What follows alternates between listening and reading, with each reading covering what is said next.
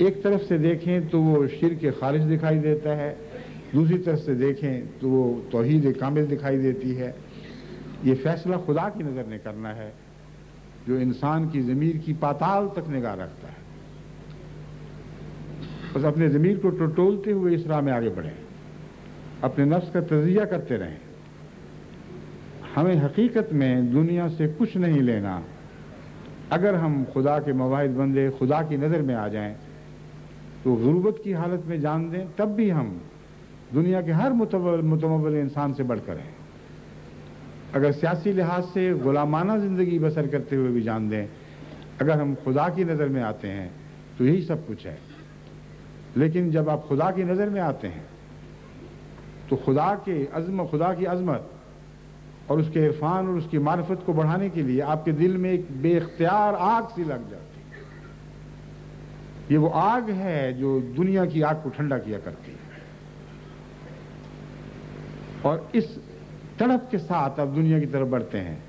کہ جو کچھ میں نے پایا ہے میں دنیا کو بھی عطا کروں۔ اس پہلو سے آپ نے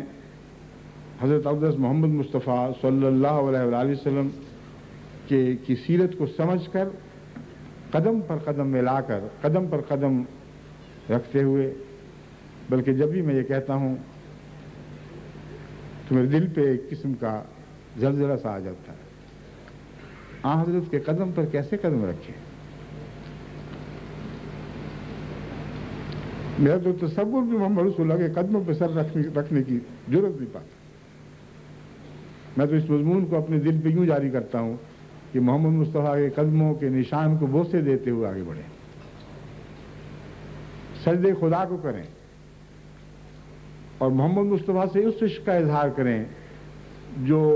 خدا کو ہم سے ملانے کے احسان کے نتیجے میں بے اختیار دل سے پوچھتا ہے۔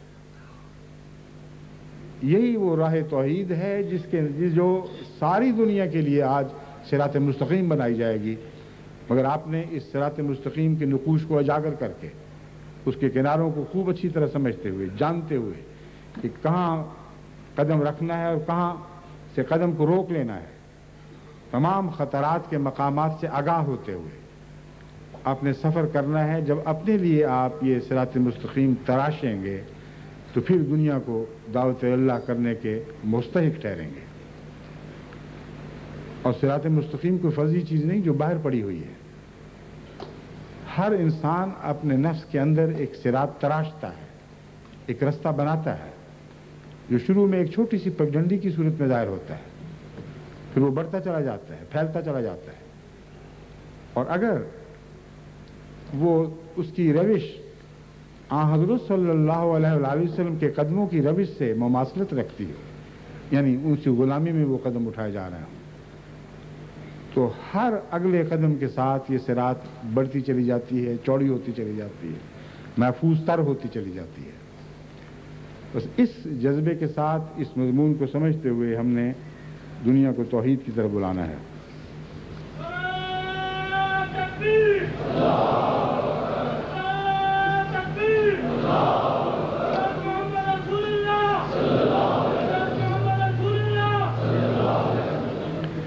حضرت مسیح موعود علیہ السلام فرماتے ہیں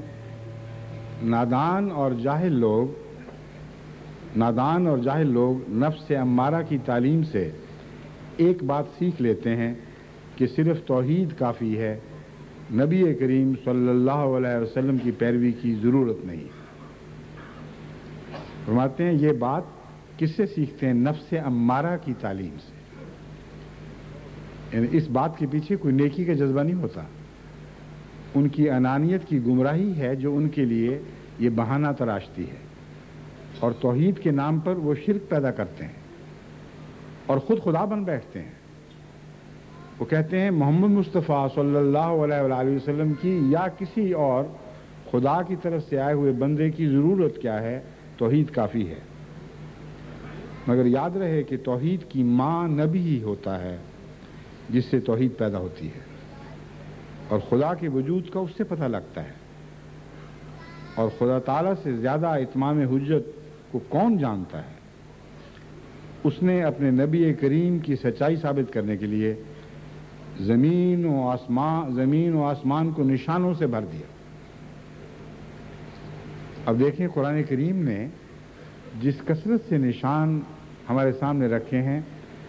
اگر حضرت صلی اللہ علیہ وآلہ وسلم کے وجود کو بیچ سے نکال دیں تو قرآن کہیں فضا سے لٹکتا ہوا تو نہیں اتر سکتا تھا۔ قرآن نبیوں کے دل پر نازل ہوتا ہے،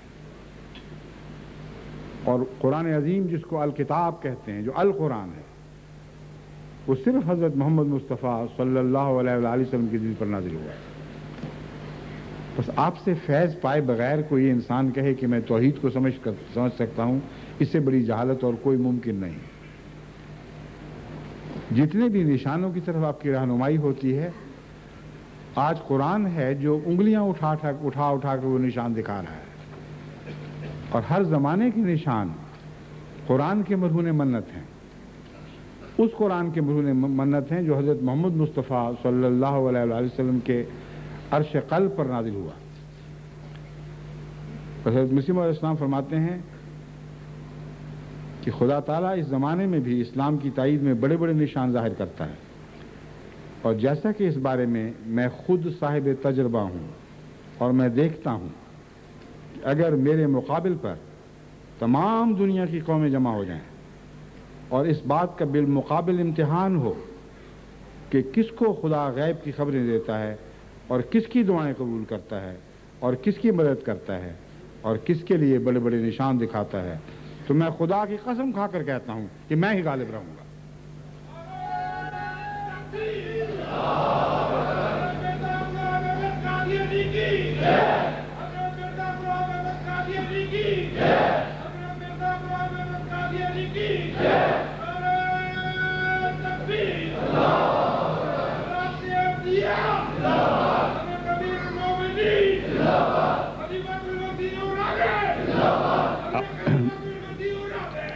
عبد الکریم ابراہیم صاحب کی والدہ کی طبیعت خراب ہو گئی ہے،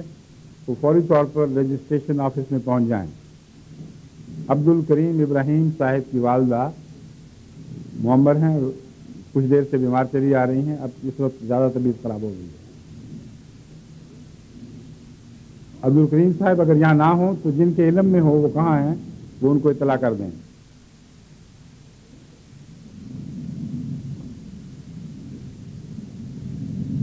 ہزارہ نشان خدا نے محض اس لیے مجھے دیے ہیں کہ تا دشمن معلوم کرے کہ دین اسلام سچا ہے۔ تو حضرت مسیح موعود علیہ السلام جب فرماتے ہیں کہ جو کچھ تم میرے ہاتھ سے رونما ہوتے دیکھتے ہو، یہ حضرت صلی اللہ علیہ وآلہ وسلم کی فیوز کے سمندر کا ایک قطرہ ہے، اس میں ہرگز کوئی شک کی بات نہیں۔ جو ہم نے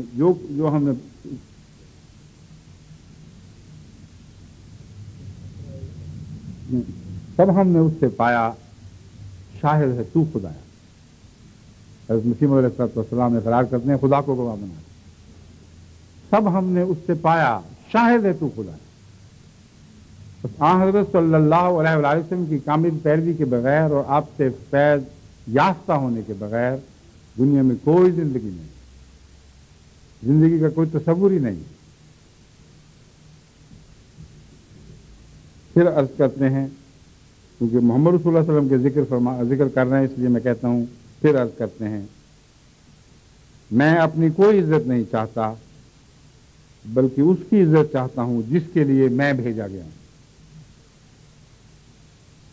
حضرت مسیح موعود علیہ السلام کی بعثت کا مقصد یہ ہے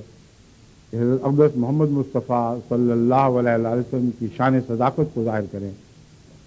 اور ان سچائیوں کو دنیا کے سامنے پیش کریں جو حضرت صلی اللہ علیہ وسلم کے دل پر اتری تھی۔ پھر حضرت مسیح موعود علیہ السلام فرماتے ہیں، توحید ایک نور ہے جو آفاقی اور انفسی معبودوں کی نفی کے بعد دل میں پیدا ہوتا ہے۔ ابھی میں نے آپ سے عرض کیا تھا کہ اپنے دل کو کہ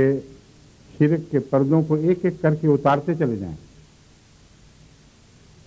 اور اگر آپ سچائی کا سفر اختیار کرتے ہیں، اگر اپنی خواہشات کے بت دیکھنے کی تمنا لیے بغیر آپ اپنے نفس کے پردوں کو دور کرتے ہیں، تو آخر خلا کے سوا آپ کو کچھ نہیں ملے گا، خدا کے سوا کوئی اور وجود نہیں ہوگا۔ یہ وہ مضمون ہے جو حضرت مسیح موعود علیہ السلام نہایت عارفانہ رنگ میں آفاق کے حوالے سے بھی بیان کر رہے ہیں اور انفس کے حوالے سے بھی بیان فرما رہے ہیں۔ فرماتے ہیں توحید ایک نور ہے جو آفاقی اور انفسی معبودوں کی نفی کے بعد دل میں پیدا ہوتا ہے۔ تمام تر مضمون کے تمام پہلوؤں پر یہ حاوی ایک چھوٹا سا جملہ ہے۔ آفاقی طور پر ہم خدا کے سوا بہت سی چیزوں کو بڑا دیکھتے اور بڑا سمجھتے ہیں۔ وہ دنیا کی کسی قسم کی عظمتوں سے تعلق رکھنے والی بات ہو، اس کا نام جو بھی آپ رکھیں، حقیقت یہ ہے کہ وہ فرضی عظمت جو انسان نے اپنا رکھی ہے وہ انسان کو آفاقی طور پر بت بنا کر دکھاتی ہے۔ یہاں تک کہ ناچنے گانے والے بھی ایک عظمت اختیار کر لیتے ہیں اور حقیقتاً ان کی بھی عبادت شروع ہو جاتی ہے۔ وہ لوگ جو سر مڑا کے پھرتے ہیں ان کی بھی ایک عظمت کا روپ طاری ہو جاتا ہے۔ بس وہ انسان جس نے ضرور پوجنا ہے، کسی کو ضرور پوجنا ہے، جب خدا کو نہیں پوچھتا تو اس کے معبود ذلیل سے ذلیل تر ہوتے چلے جاتے ہیں، دنیا کی کمینی چیزوں کو پوجنے لگتا ہے جن میں کوئی بھی حقیقت نہیں، اس کو کچھ دے نہیں سکتے بلکہ اس کا سکون چھین لے جاتے ہیں، کسی مشکل میں اس کے کام نہیں آ سکتے، کوئی ذاتی مرتبت اس کو عطا نہیں کر سکتے، مگر انسان پوجے بغیر رہ نہیں سکتا۔ بس اس دنیا میں شرک دراصل اس طلب سے پیدا ہوتا ہے جو خدا کی خاطر لگائی گئی، مگر اس کا رخ ہم موڑ کر غیر اللہ کی طرف کر دیتے ہیں۔ حضرت مسیح علیہ السلام فرماتے ہیں یہ آفاقی معبود ہیں جو ہمیں اپنے چاروں طرف سے گھیرے میں لیے ہوئے ہیں، کبھی ہم اس کے سامنے سر جھکا دیتے ہیں، کبھی اس کے سامنے سر جھکا دیتے ہیں، کبھی دنیا کی، کبھی مال و دولت کی خاطر، کبھی سیاسی عظمتوں کے لیے، کبھی جاہ و مرتبت کے لیے، کبھی اپنے نفس کی شان بنانے کی خاطر کہ ہماری ادائیں زیادہ حسین ہیں، ہمارا لباس زیادہ دلکش ہے۔ کئی قسم کے روپ دھارتے رہتے ہیں اور ہر روپ ایک خدا کا مظہر ہے جو جھوٹا خدا ہے، اور نفس کے معبود بت اور ہیں جو کثرت کے ساتھ دل میں پیدا ہوتے ہیں۔ ہر وقت انسان کے اندر کوئی نہ کوئی بت جنم لے رہا ہوتا ہے، بس بعض لوگوں کی دنیا بتوں سے بھر رہی ہوتی ہے اور بعضوں کی دنیا جب وہ توحید کی طرف سفر شروع کرتے ہیں بتوں سے خالی ہو رہی ہوتی ہے۔ اور ان دو حالوں میں سے کوئی انسان دو میں سے ایک سے خالی ہے ہی نہیں، لازماً یا اس کے اندر بت بڑھ رہے ہیں یا بت کم ہو رہے ہیں، درمیانی حالت محض ایک جھوٹ اور فرض ہے، ایک فرضی بات ہے۔ بس آپ نے دیکھنا ہے کہ آپ کا قدم کس طرف اٹھ رہا ہے۔ اگر نئی نئی خواہشات جنم لیتی چلی جا رہی ہیں اور آپ کو ذکر الہی سے غافل کر رہی ہیں، دین کے اعلیٰ مقاصد سے آپ بے خبر ہوتے چلے جا رہے ہیں، آپ کی لگن، آپ کی توجہات کا مرکز اور سے اور چیزیں بنتی چلی جا رہی ہیں، اگر تجارتیں ہیں جو ایسے غالب آ جاتی ہیں کہ ہمیشہ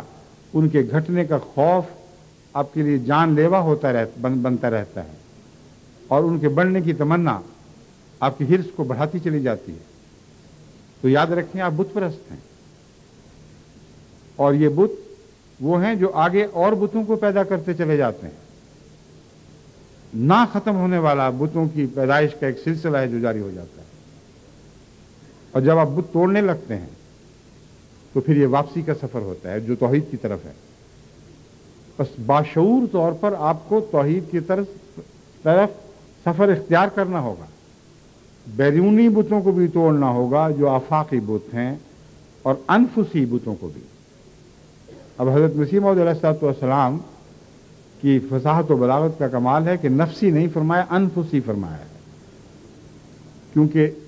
انفسی بت محبت کے تعلقات کے بت ہوتے ہیں، کبھی وہ اپنی ذات سے ہوتے ہیں، کبھی اپنے محبوب کی نسبت سے وہ انفس بت بن جاتے ہیں، اور کئی قسم کے انفسی بت ہیں جو بچے بھی ہیں، بیویاں بھی ہو سکتی ہیں، خامند بھی ہو سکتے ہیں، بھائی بھی بن جاتے ہیں، اور اپنے رومانی محبوب یا فرضی معشوق ہیں، ان سب کو حضرت مسیح موعود علیہ الصلوۃ والسلام انفسی محبوب، انفسی بت کہہ رہے ہیں۔ بس فرماتے ہیں جب ان سے وجود خالی ہوگا تو پھر تم دیکھو گے کہ تب وہ نور جو خدا کی توحید کا نور ہے وہ تمہارے دلوں میں، تمہارے ذرے ذرے میں سرایت کر جائے۔